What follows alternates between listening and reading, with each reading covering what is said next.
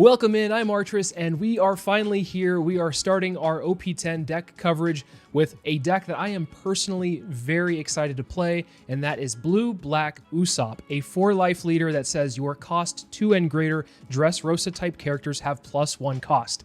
Opponent's turn once per turn. This effect may be activated when one of your Dressrosa type characters are removed from the field by your opponent's effect, or are KO'd if you have 5 or less cards in your hand. Draw 1 card. So with this text in mind, it's very clear that the way that you're supposed to be playing Usopp is one where you are countering out pretty heavily, staying at a healthy life total, and keeping your hand at around 5 so that if your characters are removed from the board, you do get a little bit of payoff from it because you're able to draw a card from there. The way that Usopp is supposed to be played, or at least in my opinion, is how I was playing Rebecca in 8.5, which is more of a tempo-based style where you go as wide as possible and overwhelm the opponent with a bunch of swings. Unfortunately, it wasn't as strong with Rebecca because Rebecca can't attack. However, with Usopp being able to attack, you do apply more pressure overall. Before we go over the deck list and kind of the core of how it's played, if this is your first time visiting the channel, thank you so much for stopping by. Please make sure to drop a sub, and also if you like this video, please make sure to give it a thumbs up. It helps out the channel so much. Thank you all for the support. Additionally, if you'd like to talk about the One Piece card game outside of the YouTube comments, please make sure to join the Discord. The link for that is in the description below. So starting off, we are running a new card from OP-10. This is a blue Cavendish. He has both the Dressrosa and Beautiful Pirates typing. He is a 4-cost, 6,000 power body with no counter. However, I think this is probably one of the strongest cards in your deck because of the fact that it says when attacking once per turn, you can draw 2 cards and trash 1 card from your hand. This coupled with Corridor Coliseum, which we'll go ahead and just talk about this right now. This is a 1-cost stage that says if your leader has the Dressrosa type, your characters that have Dressrosa type can attack characters on the turn that they are played. So this gives your characters pseudo rush if your opponent has any rested characters, of course. So going back to Cavendish, if you're able to play this down and your opponent has a rested character, whether or not the character can be KO'd with battle, you can swing Cavendish into it and draw 2 and trash 1. This is extremely important because a lot of the time your hand is going to be bricked up and you need to be able to dig for your pieces because this is a combo-centric deck. Now, I was running this at 4 and at times I felt like I saw it too much as opposed to other cards that I'd rather see instead, so I bumped this down to 3. If that's the right call, I'm not quite sure yet. I'm still kind of figuring out the exact right ratios, but at least for the deck list here, this is where I've landed so far. Another key piece in the deck is the 7-cost, 9,000 power Kairos from OP-10, another new addition here in the blue category. A lot of the Dressrosa support we've seen in the previous sets have been black, and so we're getting some blue Dressrosa support, which is very nice here, and Usopp takes great advantage of this card overall. Now, on play, this card bounces a 5-cost or lower to the owner's hand, so you can either bounce an opponent's character or your own, keep that in mind. But more importantly here is that with the Coliseum in mind, you can immediately swing into a body for 9,000 power, which is a huge stat line and very scary for an opponent to have to deal with. On to some of our 2Ks from OP-10. We have the 4-cost, 5,000 power Sabo.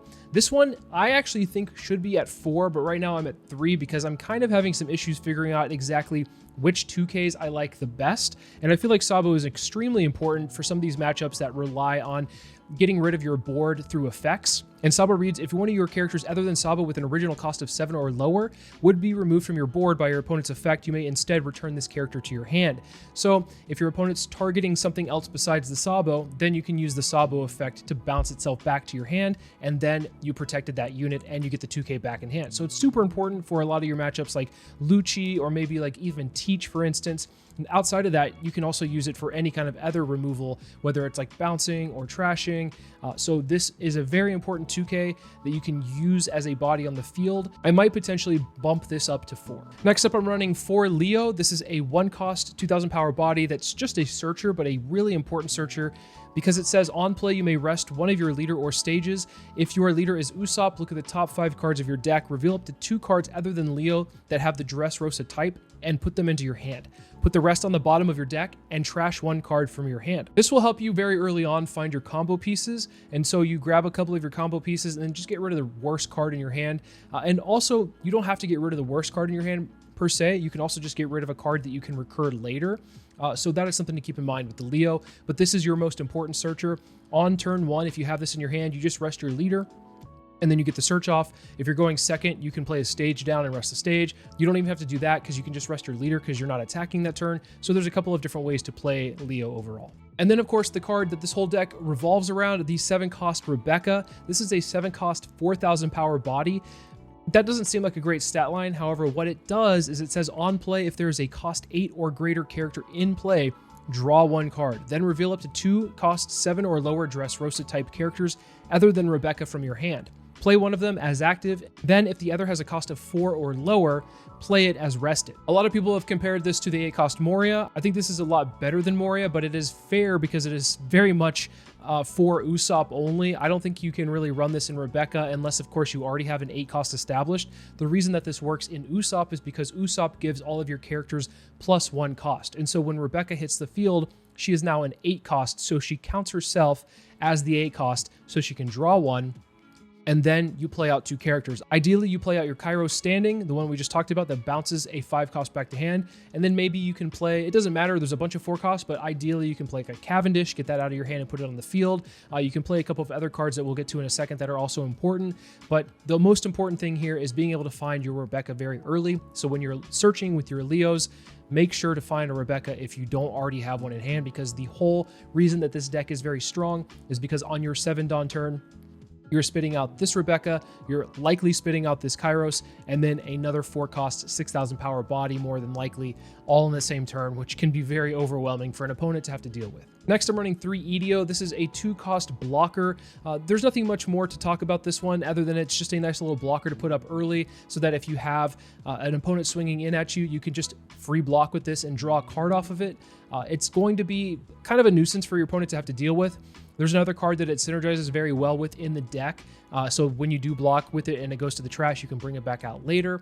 But mostly it's just going to be a chump blocker in the very early stages of the game. Now, where my list differs slightly than some other people, I'm running 2 Orlumbus. In some scenarios, I found myself needing to be able to answer taller bodies against decks like maybe Bonney, for instance.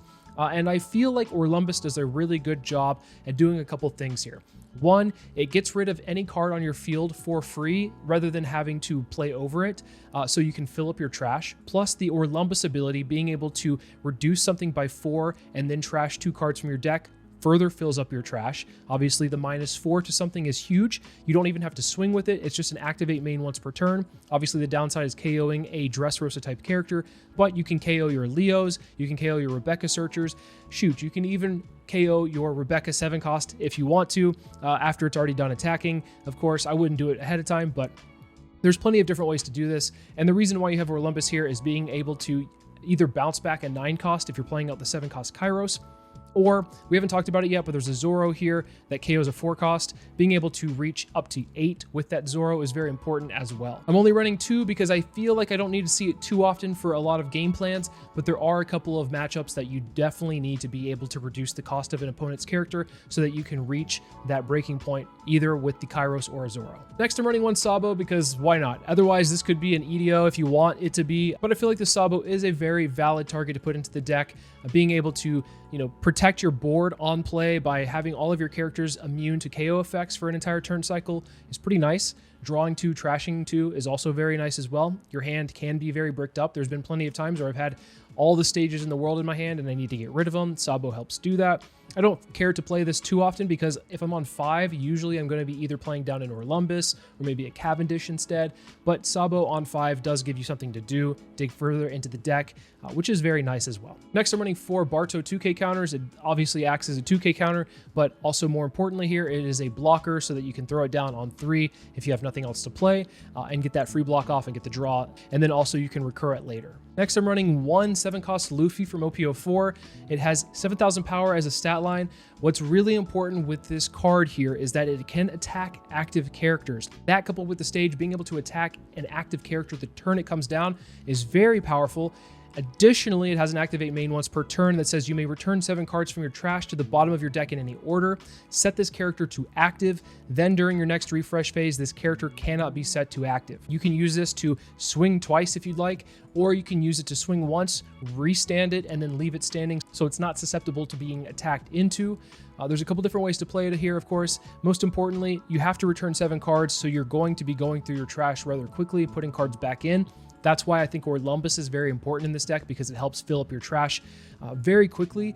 You're not always going to see this Luffy, but it is very important for a couple of matchups. One of those matchups being Teach, which I think will be very prevalent in this meta in OP-10. I'm running 2 Rebecca searchers.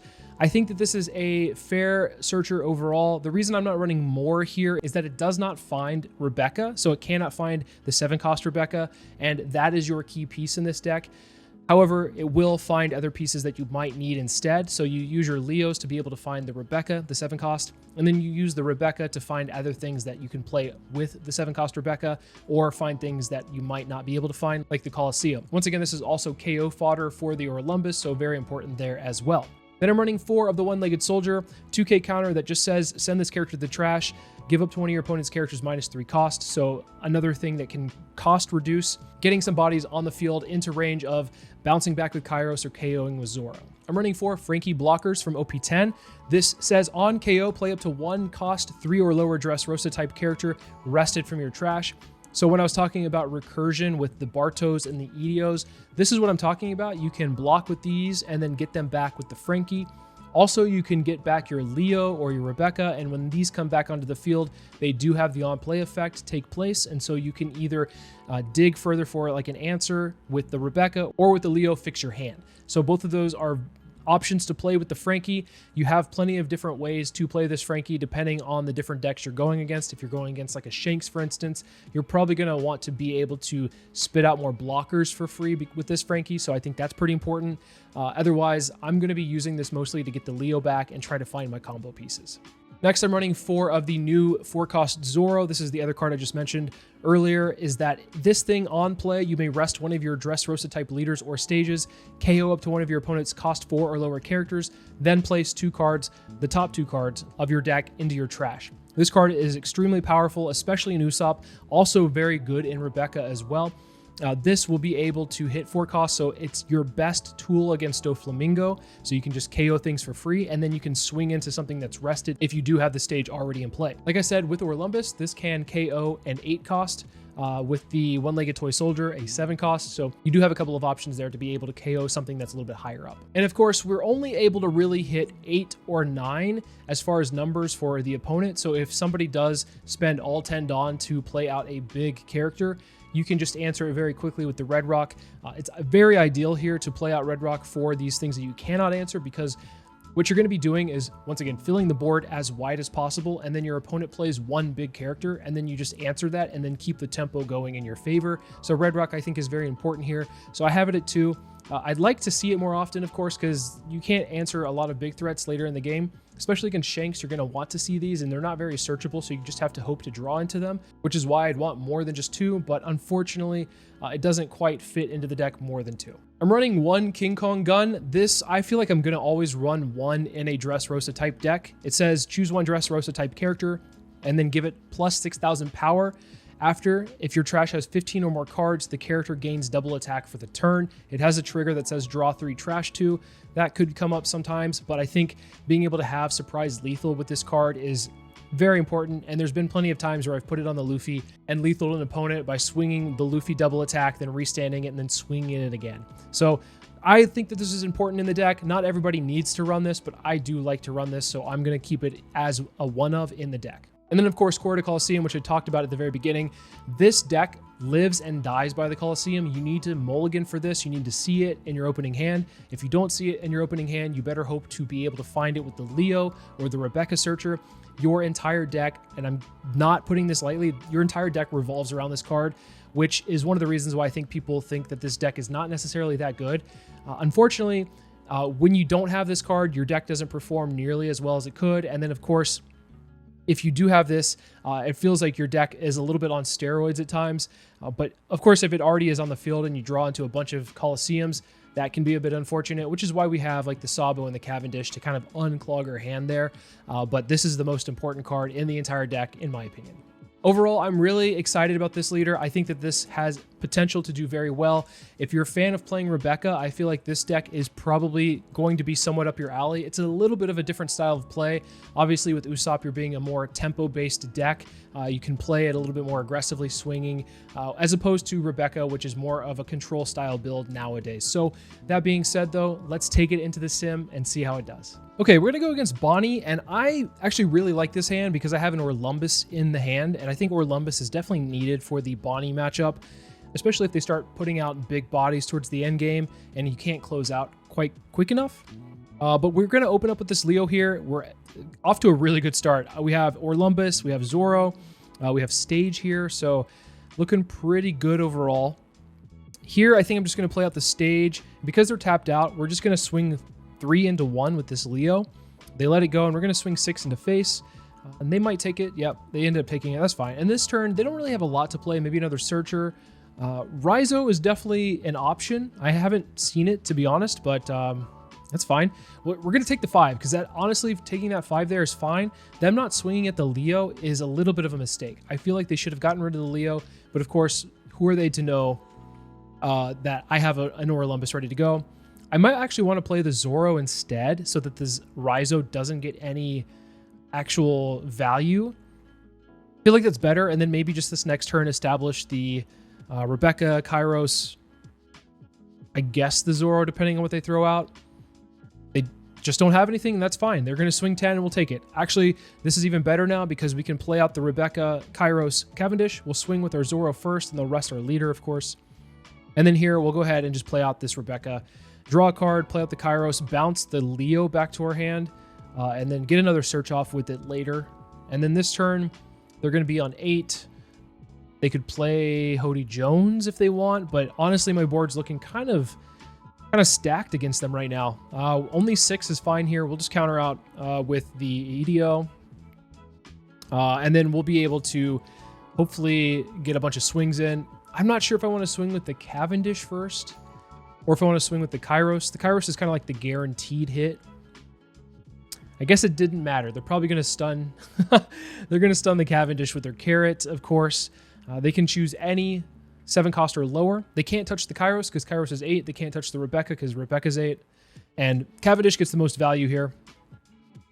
Killer allows them to have a blocker up, but they can't rest anything, which I feel like they probably did need to play the Killer there, if that's the case. Because, man, they're just taking all these hits. Okay, I guess that's fine. We'll go 5. I want to see if they can block with this Killer. My board's kind of going to be a little bit too wide here. So we're just kind of trying to bait out this Killer, which we finally did. Here we can go play Rebecca. Actually, we can play Orlumbus and go ahead and KO this Rebecca, get the carrot down by 4, and then play out this Zoro. I feel like it's a pretty good play right there. It's better than playing out another Rebecca, in my opinion, because that would have been kind of awkward. We could have bounced the carrot back to hand, but I think just getting off the field is fine. And this turn, I'm expecting either a Shanks or a 10-drop. So we'll go ahead and counter out of whatever they throw.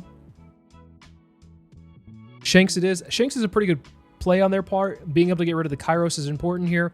But I actually have a play myself. I'm going to swing 7 with the Cavendish, see what we get rid of this Coliseum, because free value for me. The rest of the Zoro, that's fine. I don't care about that. We might be able to push him to 0 here. They give us a 0-cost event. I could swing a lot bigger, but I think just play it a little bit more safe. Swing 6, the counter. They'll probably take the 7. I would imagine they take the 7. Oh, another 0-cost event. Okay. We're going to use the Orlumbus to KO the Zoro and then reduce the Shanks by 4. We'll play out Rebecca, and then we're going to bounce the Shanks back to hand, but we're playing out the Sabo as the other 4-cost, which means that anything that Shanks throws down won't be KO'd unless it's the Sabo. And that's pretty much checkmate there with a board that wide. With this many swings coming their way and only 4 cards in hand, it's going to be hard to get out of that. So yeah, I think we played it pretty well. Unfortunately, they didn't have much for like their 5-dawn turn. Like they didn't have Cavendish, but everything else seemed fine. All right, Blackbeard. I do not like this hand because Rebecca's never going to be played against Blackbeard. It's kind of a dead card. It's just a 1K counter. So Leo is actually pretty nice here, being able to grab Stage, maybe another Kairos. I think the 7-cost Kairos is pretty important against this matchup. Being able to just have a nice rusher on 7 swinging 9 into something is really strong. You're never really going to be able to bounce much with it because most teaches will just use their leader effect so that you can't get any on-play effects. Hence why Rebecca is kind of a dead card in hand, why I pitched it with the Leo. Here they have 2 Laffittes, which is going to be quite annoying. But of course, we do have the Leo to swing with. We have a Cavendish this next turn we can throw down and get immediate value because we're able to draw 2 and trash 1. We have the stage out on the field. So overall, actually, we're in a pretty decent spot, all things considered. Here, if he swings 5, I think we just counter out with probably the Barto because we can always get it back. Pitching a Devon, Katarina Devon, interesting. They're running that. Some builds run it. I personally wouldn't, but some do. Cavendish coming down would be nice. I'm going to swing 5 here first, just in case this is a trigger. It seems like it is, actually. Oh my gosh, we got pretty lucky if that's the case. What was it? Let's see what it was. It was a finger gun. Oh my gosh, I'm glad that I did that then. We'll go Cavendish and swing into the Lafitte. And I don't think Orlumbus is super important, but also 2 Kairos isn't either. We do have this 7-cost Luffy, which is our best performer in this matchup. This next turn, we can throw down another Cavendish and have 2 Cavendishes all at once. Super important for me, in my opinion. I think being able to draw further into the deck is very nice here. And then also, because we give all of these characters +1 cost, it's going to be a lot harder for Teach to be able to answer them. He has to have a finger gun specifically, or has to use a couple of combo pieces in order to get these cards off the field, as opposed to just black holing where they could just get rid of a 4 cost. So because it's a 5 cost, it doesn't really count. Here's another Katarina Devon. They're using it as a blocker. I think that's fine. I'm going to use the Orlumbus as a counter here. We don't need Orlumbus in this matchup. And I'm going to swing 5 first and see if I can bait out the block with the Katarina Devon. Oh my gosh, this is awesome because we'll get to draw a couple times here. Pitching out a Coliseum. You'll love to see that with the Cavendish, being able to draw into a Coliseum and then pitch it. And then what we'll end up doing is I think we'll just play another Cavendish and then go 8. I was thinking about doing maybe Cavendish and a Rebecca just to have a body on the field, but I think 8 and a 6 is a lot better here. We'll pitch out the Zoro because I think the on-play effect won't really ever come up, especially this late in the game. I think the Kairos and the Luffy are better bodies overall. So we'll just pitch the Zoro here. And this turn, they do have a Kuzan in hand, which is that new 5 cost that says it cannot be removed. Yeah, they're just going to go and play it immediately. Looks like they're going to try to get... I think they only had a Katarina Devon in the yard. Maybe they're trying to get that back. So yeah, they can at any point in time activate main, trash it, and then draw a card. Cannot be removed from the field. And then they get a 5 cost or less Blackbeard Pirate other than Kuzan. Pretty strong. One of the cards that makes Blackbeard a very nice contender in this OP-10 meta. But here I'm going to play out this Luffy, go ahead and get it established, and then just swing 8 into the Devon because we can immediately swing with it. It goes down. We'll swing 6 with the Cavendish, and they just give up. They just give up. They didn't have any teaches in hand. They weren't able to find their full lead, and with Luffy and a couple of Cavendishes established, it was going to be an uphill battle for them to try to come back. Red-Purple Luffy is actually going to be a really hard matchup for us. I think it's in the same vein as Shanks, because Shanks can get a lot of big bodies and can defend its life relatively easily. And same thing with Luffy. Luffy gets the big bodies going even faster than Shanks, and also being a 6k leader makes it a lot harder for us to swing 5s, which that's the whole thing Usopp likes to do is poke. With the Leo, I'm just going to pitch out this King Kong gun because I don't think we really need it right now, or really at any point in the game. I could be wrong, but maybe it's not necessarily the best card right now. 7, we'll take that one, unfortunately. And then this next turn, I think we might just establish this Orlumbus and then swing 6. Getting an Orlumbus down is not the worst thing in the world here because that means we can likely answer their bodies a little bit easier. Oh, lead, Performer, Disaster as a trigger, being able to ramp and then draw. They're already at 9. We are at 5 and they're already at 9. Yeah, this one kind of seems over, but I guess I won't give up quite yet. We'll counter out of all we can because who knows what's coming down. Probably a Luffy if I had to guess, if they're swinging like this. Yikes. Yeah, the Rush Luffy. This one's kind of a pain here. Oh, yeah. Unfortunately, we're just going to take this one. And here, I think I'm just going to go ahead and swing Leo into the Mr. 2 Bond Clay. Hopefully just get that off the field. I'm going to do something kind of strange here. Use the Orlumbus ability to -4 to the Luffy, KOing the Leo, and then bounce the Luffy back to hand. It's just a tempo play here. It's just to get that body off the field. They're likely going to play it again and draw a card. But I don't really have anything else to do. And honestly, like, if they drop another big body, like a 9 or 10 drop after that, and the Luffy's still in the field, I am definitely, like, the game's just definitely over here. So we know that the 9 cost is coming down. Let's go ahead and just counter out with what we can that are not, like, super important blockers, because at least we can, like, establish the Frankie and the EDO and be able to, like, protect our life a little bit better. But it's looking rough out here. I think we just go ahead and Red Rock. What a nice draw there. We'll swing 6 into lead and then 9 into lead, and then we'll establish a blocker. This blocker will be hanging on for dear life, protecting this Kairos here. Of course, they have the Gum Gum Giant. I feel like this card is just insanely broken. All of like the Straw Hat crew that runs it, just, it's insane. It's just like you have green purple Luffy coming up in EBO2 that takes full advantage of it. You have blue purple Luffy in OP-11. Obviously red purple Luffy right now being able to protect themselves very easily with it. And they're pitching dead cards in the process, which is just rough. I feel like I have to counter out of this one, because if I go to 0 against Luffy at any point in the game, it could just be over, because they can run Shanks. Or not Shanks, they can run Goldie Roger. They can run 10 cost Time Walk Luffy. Here they play out a 9 cost Lin Lin. Probably going to get rid of our Olympus if I was to guess. At least we're able to heal. I guess it's a nice little caveat there. So we don't have to worry about like a Time Walk Luffy at least right now. We'll use the Rebecca Search, grab the Cavendish. Not really excited about that, but I guess it is what it is. And here I'm going to go and play out the Cavendish and the Frankie, because I'd rather just go a little bit wider against Luffy than taller, I think. Because the whole thing with Luffy is if you can get a bunch of swings into them, then it's harder for them to counter out because they don't have as many resources. Obviously, you know, they have all the resources in the world right now, one of them being Gum Gum Giant again.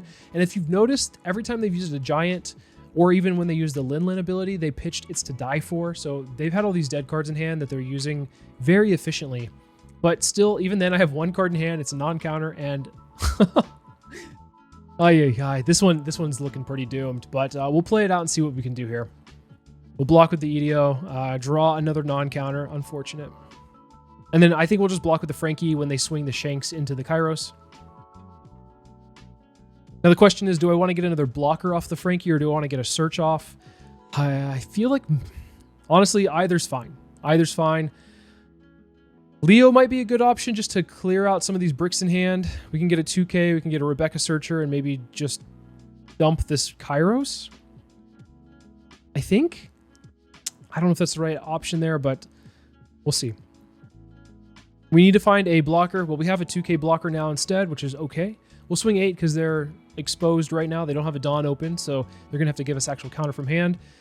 Here, we'll swing 7. I probably should have swung 7 first, but that's okay. And here I'm going to play a Frankie and an EDO, so I'm going to go ahead and just swing another 7 with lead, get another 2K out of hand, or maybe just put them to 0. If they're at 0, though, that's really scary. Uso Hachi is also scary. Frankie, another EDO, and then we have 2 cards in hand and a Dream. We're just holding on. We're trying to poke him down every turn, but it feels like we're not really getting anywhere. And this is the problem sometimes with Usopp, is that if the game extends for a while and you haven't closed out by then, some of these go tall decks can really outperform you. That Beckman really hurts, by the way. The Beckman is a trash, so the Frankie is unable to get the on KO ability, unfortunately. They grab a Sanji that can rest a 6 cost or less. So we have to establish 2 blockers per turn from here on out. We'll go ahead and give up. Actually, we'll go ahead and counter out of this one. Maybe they'll swing into it again. They'll probably redirect the Shanks into the Kairos. We'll block with it. And then maybe the Lin Lin will go into the Cavendish. It's kind of the same thing, I suppose. Oh, we do have 2 blockers. That's pretty nice here. We'll go ahead and use the Rebecca to search. And I guess we'll grab the Leo. We'll use the Leo to search even further. And oh my god. Look at all these bricks. Yikes. Okay. We'll just get rid of the Zoro, I suppose. We'll swing 8 into lead. They have 2 open. Probably 2 Gum Gum Giants, if I had to guess. It feels like it's pretty much all for naught, but we'll do our best. We'll go 8-8. See if it breaks through. One of them broke through. Oh my gosh. Do we have a shot? The answer is probably no, but one can hope. One can hope. This is where they play Roger, and I'm just absolutely just screwed. I can't block anything. Oh, another big mob. Great. Okay, cool. I feel like this might be game. I feel like, I mean, it was game many turns ago. We were holding into this for dear life. Another Frankie. Hey, Frankie's not bad. Frankie's not bad. The only downside here is that, of course, I think our Kairos is going to go down. So they could swing 10 into 8, and I can't protect it. And then they swing 7. They might swing another 7. Yeah, pretty rough out here. Swing 6, I have to take it. Swing 7, I have to take it. We'll throw out a Frankie, and I feel like that's just game at this point because we know they have the 7-cost Sanji, so there's really nothing we can do here. Yeah, it's a game. All right, Doflamingo, super happy here. I like this hand. With the Colosseum, I am going to instantly keep, even if the other stuff here is kind of not playable because of the fact that we are looking for Zoros, but more importantly, we're looking for Colosseum. I was really hoping to find a Doflamingo matchup, by the way. This is one where I hopefully can show off a little bit of how Usopp has a slight advantage against Doflamingo, obviously, if you see your pieces. But we'll see. We haven't seen any of our pieces except for stage. Don't count my eggs before they hatch kind of thing right now. But they found a Jinbei off of the Sengoku, which is awful for us. And we don't really have a play here. And I'm going to be honest, I don't even think I want to swing right now, because if I swing, it gives them a resource. They're always going to just snap take it. And depending on what they do here, they might play Teach and then play out a Jinbei whatever. They're probably just going to play out Jinbei Weevil if I had to guess, and leave them standing, which is pretty good on their part. Yep, Jinbei and maybe Boa. Jinbei Weevil, could be Jinbei Law. There's all different combinations here, but Weevil, yeah. Weevil is probably the most annoying. Here, I'm going to play out the Frankie, and I'm going to be honest, once again, I'm not going to swing, and I usually like to swing with Usopp, but here, because we're not finding our pieces, and I don't want to give them any more resources, I don't want to swing quite yet. I only want to swing when I can get resources out of their hand based off of the bodies that they have on the field. Of course, they're seeing their perfect curve here. Jinbei into Weevil into Boa, and hopefully it's not a Jinbei off the top. Of course it's a Jinbei off the top. Why would it be anything else? Into a Mihawk, not the worst thing in the world, but we do get a Zoro here. That's really nice. They're purposely not swinging because they know that I'm trying to starve them of resources. Smart on their part. I don't have a Rebecca, which is very unfortunate, so I'm just going to go play this Zoro straight up. We'll go 5 into 5. They counter 5 into 6, or 6 into 5. I'm actually going to play out, swing this Frankie here, and just try to drain them as far as I can. And they have one card in hand. Of course, their board is really, really wide. And it's very scary here. We have to hold on to dear life. But I think we might be okay. And yeah, they realize that they have us against the ropes here. Okay, a Law into bouncing my Barto back to hand. We'll be able to draw off of that because of the effect, which is nice. We'll take the 7 because there's not much I can really do here unless I want to drop 2Ks, but I think it's better to just not. They swing 7 with the Weevil. We'll go 2 into 1, and I'm going to stay as healthy as possible here. I'm going to give them all of the counter in my hand. And pass the turn here. Yet again, not seeing a Rebecca kind of hurts, but we do have another Zoro, which is nice. Let's see if we can find a Rebecca with the Leo. Unfortunately, not the case here. We have a Sabo. It's definitely going to be something I grab here, and a Orlumbus. We might just pitch the Kairos here, just so we have counter in hand, I think. We're going to go ahead and use the Zoro effect, but we'll have to rest our leader, and then we'll swing 7 into 5. I think we go 8 into... I think the Jinbei is better here. And then we'll go Leo into the buggy just to try to get off the field. Maybe it's better to just leave this Frankie standing just in case things go sour. Just in case they have like a 2K ready to go for this Jinbei. At least this way I can get some value off of the Frankie. Another Jinbei off the top into grabbing a Moria. Oh my gosh. We are just getting absolutely smoked right now. Okay, they're drawing so hot. Okay, so we do have a Rebecca, which is nice. And we'll play out a Barto with the Frankie just so we can have a blocker. Yeah, 3 Jinbei. They have 1 card in hand. Hey, that's the plus side here. They have 1 card in hand, and we do have a little bit of a chance. We do need to draw really well here. Either a Kairos will be great here. A Zoro will also be really good. I imagine they're probably just going to put the 1 from the Boa on top of the Jinbei and then swing 9. into face. I don't think they ever want to swing into my bodies because that gives me value and it keeps me into the game longer, which is something I want and something that they do not. Yep, 9 and 2. Getting another Zoro off the top. Let's go. And we have a EDO blocker here, which we can use to protect ourselves even further because we have a Barto, which is nice. We'll use the Zoro. KO. We'll go 5 into 5. Let's see if they give us a card here. We'll go 6 into 5. See if they give us a card here. Maybe they'll just let the Jinbei go. I think we'll go... Actually, let's swing Leo first. Let's get Leo in there. Have Leo do some action. So we'll go 5 into 5. We'll go 5, 6, 7 into life because they're at 5 life right now. We're at 1 life. They were at 5 life. They had a full board. We're hanging out for dear life. We'll go 6. And they're probably going to want to take this anyway because, like, for them, they're getting resources right now. And we'll play the EDO over the Leo. So that we have 2 blockers up and then we have all these Zoros on the field. So as hot as they've drawn, and I'd say as, like, I don't know if I've drawn, like, mediocre. I've obviously seeing Zoro is really nice. But what's even better is being able to see like a Rebecca, Kairos, Zoro. Not seeing that combo really hurts. We're actually kind of still in this. So it's not over just yet.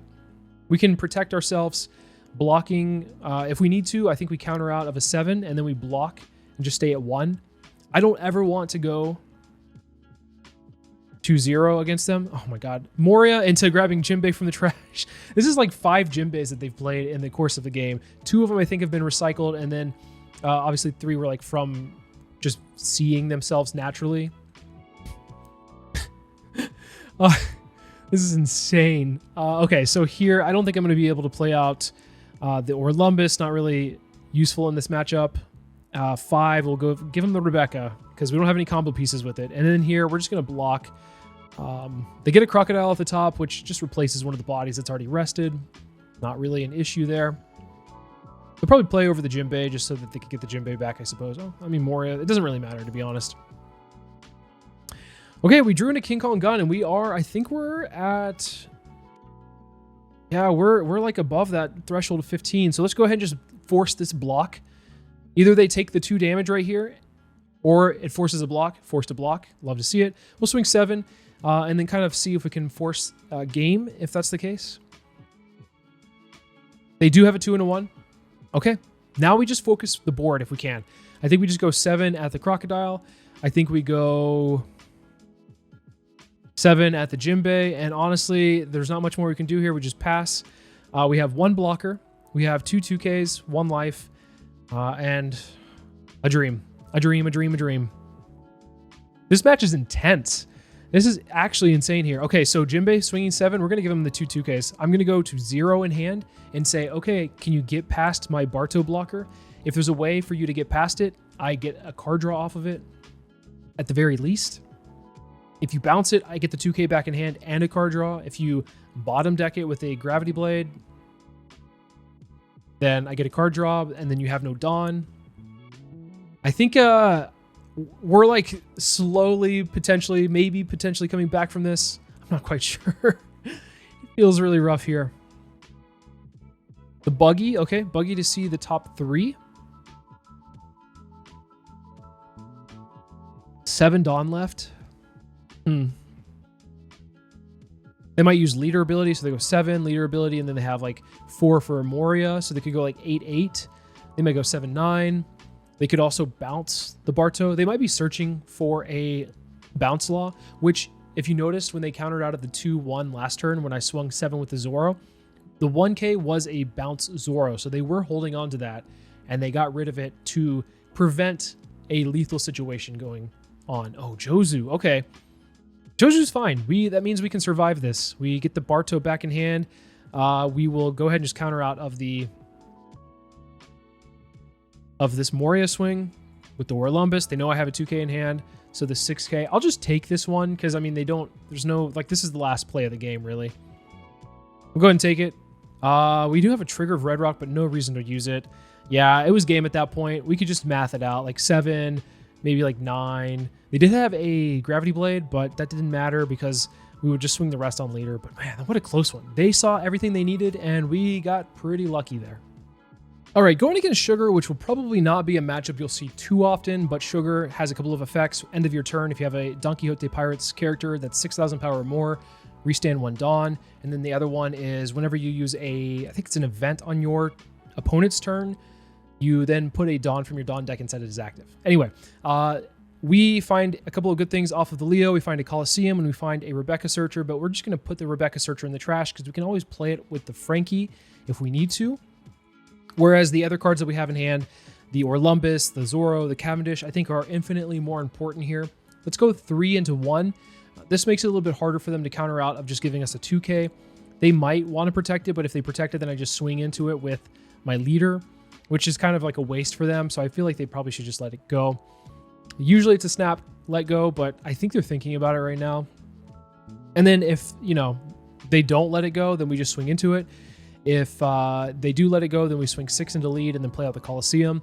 I think the next turn, what we can end up doing is playing out the Orlumbus, because I think Orlumbus is going to be an important piece against Sugar. Sugar does run a lot of top end, and by top end, they run like 8-drop Doflamingo, a new card from OP-10 that cheats out another body. That's a 5 cost. They also run Sugar, interestingly enough. Oh, they got a Noro Beam Sword off of Life, which ramped them up 1. Interesting. Okay.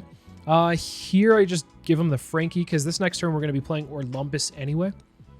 Senor Pink, Dawn ×1 or Dawn -1 rather. When it's on play, it can grab a purple event from the trash. So it grabbed the Noro Beam. Very nice on their part. They just use it instantly and then rest the Leo.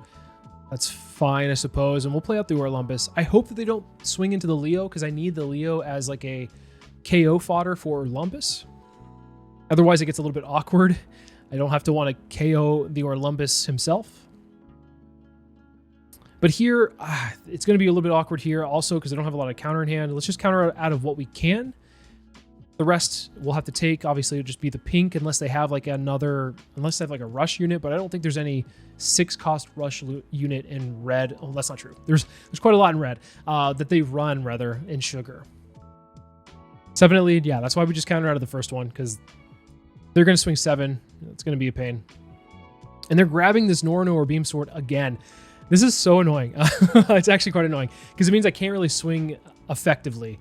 We're going to go ahead and just get rid of one of the Senor Pinks. And then, are we okay giving up the Orlumbus? I think we have to be. So we're going to go ahead and just swing this Zoro into the Senor Pink, because they could play out the Beam Sword and then rest the Orlumbus, and then swing into the Orlumbus, which could be a problem for me because I want to keep this thing on the field. But I also don't want them to have this body as well, because after this turn is when it starts getting a little bit dicey for me, because then they might throw out, they're going to be at 7, they might throw out like a Rosinante, and then from there it could be really difficult. But yeah, they want to swing 10 into the, just swing 10 in the face? What? Okay, I'll take it, sure, that's fine. Oh, this is really awkward. I think we know they're going to rest something. They might rest the Zoro. They might rest the Orlumbus. The correct target is going to always be the Orlumbus, by the way. But maybe they thought that the 6K threat was more important to rest. I don't know. We'll go ahead and play out the Cavendish, play out a Sabo, filter our hand. Got some 2Ks, which is pretty nice. And then we can pass the turn. So now we have a pretty nicely wide board against their board. I could have also used the Orlumbus effect as well, just to fill up the trash if I wanted to that turn. Might have been better to do so, just so you don't get the KO effect, but you also just fill up your trash. Here they go 8 at lead. I think I'm just going to block this one and then draw a card off of it. Not sure what they have for 4 Dawn. It's very suspicious. It's very suspicious. 4 Dawn open. Certainly you don't have any counter events, right? Another Beam Sword. What? This deck is so annoying. Oh, yeah, it's insane. Okay, we'll go 5 at lead, see if they take it. It's kind of awkward for them to have to counter out with counter events when you're swinging just like flat 5s. Which is why things like Sword is really good against like my deck, because I'm swinging pretty low and they're just like resting the other thing, which that's fine, I suppose. Here we can go wide again. We can just go double Frankie. Okay. Hell's Judgment. That's fine. Double Frankie's really good as well, because now we can do a couple things. We have a good value play. We can either grab Rebecca or the Leo, or both if we want. We get to draw a card at first. And then I think we play out the Leo, just see if we can get a combo piece going this turn. We have a Rebecca and we have a Zoro. We have our combo pieces ready to go. They might throw down, yep, the 8-cost Doflamingo on play. Then you Don -1. I think it's play out a 5-cost Don Quixote Pirates type. Usually it's a Rosinante. Here it's just a Giola, so they're trying to rest one of my 4-cost characters, but all of my characters are 5 except for the Leo. So they're going to only be able to rest the Leo, which is fine with me. I can use the Orlumbus to KO the Leo and then -4 to the Doflamingo. Play out my Rebecca 7-cost, bring out the Kairos, bounce the Giola back to hand, and then play out the Zoro, KO the Doflamingo. Yeah, I think they realized it was over. Plus, also, they didn't have a lot of counter in hand either at that point. They burned it pretty early, but yeah, I think just going wide is the answer. Red-Green Smoker, pretty strong deck in OP-10. I think it has a lot of good threats. It gets really good usage out of its Dawn. I'm not the most keen about the hand that I have right now. It does have stage, so it's worth keeping, but we don't really have any setup plays for late game for them. Here, I think I'm going to have to just counter out because a lot of the times they will swing a lot bigger later in the game, and it's really hard to counter out of those swings. I'll just swing 5 here and then play out a Cavendish. What's really difficult about Smoker is if they play out a 5-cost Smoker into the 3-cost Tashigi, it's really hard to answer both of them unless you have a very specific combo of the 7-cost Rebecca into the 7-cost Kairos into 4-cost Zoro, so that you can 4-cost Zoro the Tashigi and then bounce the Smoker back to hand. I don't have any of that right now, but maybe with the Cavendish we can dig. They do have the combo ready to go, which is extremely scary. It means I can't get rid of the Smoker by effects. So I think we're just going to ignore everything. Well, obviously we don't really have any options to swing into anything else. So we'll just swing into face here, play out another Cavendish, and then play out the EDO blocker, then pass the turn. We do have a Luffy, which is nice to swing into the Smoker. However, Smoker's ability, the leader Smoker's ability, being able to give all of their Punk Hazard and Thing Navy cards plus 1,000 power will make it harder to do battle math, of course. Wow, they're just going really wide here. They go Luffy into Chopper. That's a really interesting combo, by the way. I kind of like that, but I don't see it in a lot of deck lists, but that's pretty nice. Swinging the Smoker into my Cavendish, I probably would have just swung it into my face, to be honest. Okay, here we're just going to swing 5. We're just trying to bait out blocks, and of course that's fine. We're just going to swing under all of these. We're still getting value regardless. Ooh, this is a tough one. I mean, it's not a tough one. We'll get rid of the Coliseum. I didn't see it there for a second. It's not tough when you have a Coliseum to dump. Of course, they'll go Cavendish. Here, I think we just go 6 at face. This is pretty nice, actually. We'll go, yeah, 6, and then dump a Kairos because we already have one in hand. Here is what we're going to do. We're going to play out the Rebecca. We're going to go and play out this Kairos and then play out the Frankie. Yeah, Frankie's fine. I'm going to bounce. I say bounce because it's not going to happen. I'm going to bounce the Smoker back to hand. They're going to rest their Tashigi in response to protect it. I'm going to swing my Rebecca, the 7-cost Rebecca, into the Tashigi. So 5 into 5. And if they protect this, then I'll swing into the Smoker. Or I'll swing into the Tashigi. If they don't let it, if they let this Tashigi go, then I'll swing into my Smoker. Okay, so we have to swing into it because there's nothing really else I want to swing into. Just get it off the field so it can't keep protecting this Smoker. Additionally, if they drop something big like an 8-cost kid, speaking of that, I should stop saying these things because they just happen right after. If they drop it, right, which they did, and they don't have a Tashigi on the field, it means we can Red Rock it, which is really important here. If they did have the Tashigi on the field when the 8-cost kid hit and we try to Red Rock it, then they can just rest the Tashigi instead. And that feels really bad. They keep going after the Cavendish here. I think I'm just going to let this one hit because it's it's fine. I'm not going to give him a 2 and a 1. Here, I just go and play the Red Rock. They have a bunch of blockers, but once again, you got to just swing under the blockers, force them to use them. We can, if we want, turn our attention to the blockers, but I'm not too worried about it. They have 4 cards, 1 life, and I think I just want to try to pressure face. I think it's better to just pressure face here. You can drop. Oh, they just give up. They just give up. They didn't, they didn't have a lot left in hand. They might have protected themselves for 1 more turn, but where does that really get them? Not too far. Oh, I can't wait. We're 1 month away, and we're almost here to be able to play Usopp. My fellow Usopp Copers unite. I think that this leader is, honestly, I do think he's a strong leader. I don't think he's necessarily going to be the best leader. There's going to be some glaring issues when you go against decks like Shanks. As you saw, the red-purple Luffy matchup was pretty rough when they can go really tall. I think, though, outside of those matchups, you do have a fair shot against a lot of the meta decks. Like, if you go against the Doflamingo, you definitely can win that one more times than not. It just depends on like what you draw. I think if you go against Teach, if you play it well, it's going to be a tough one, but you can win that one. Other decks you'll probably have slight advantages against, especially since especially if you see your Rebecca combo. That just is the whole bread and butter of this deck, being able to spit out 3 bodies that are high value bodies on a single 7-Dawn turn. So that's ultimately the goal here. There's going to be a lot of different renditions that I will be playing of Usopp as time goes on. This one is my initial viewpoint of it. I think it might change a little bit here and there, depending on the meta, of course. But I think I'm pretty happy with where it ended up. I hope you guys will enjoy playing Usopp as much as I will enjoy playing Usopp. Let me know in the comments below what you guys think. As always, thank you guys so much for watching, and I'll see you in the next video.